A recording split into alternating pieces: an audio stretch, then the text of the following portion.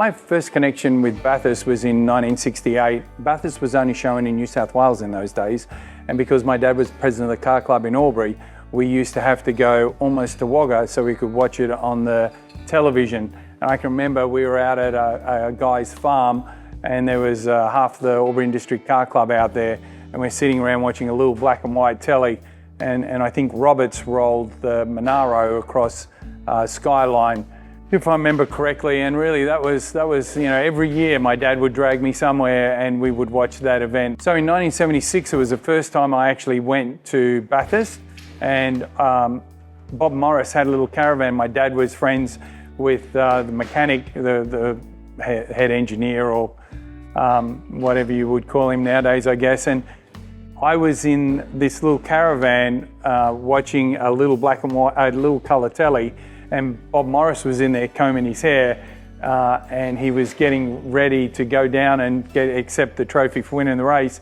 And one of the guys in there went, "Hey Bobby, looks like your car is leaking a bit of oil." And he went, "Wah!" and then ran out of the caravan. Next thing he was on the telly with all his fingers crossed, and he burst into tears. So I was really lucky that my dad was so well connected with motorsport that I got to see that behind the scenes stuff that most people never get the opportunity to experience.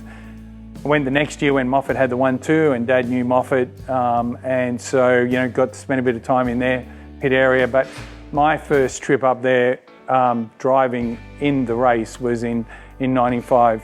Kevin Bartlett had organised for me to be part of the Rally Art team. It was an amazing experience.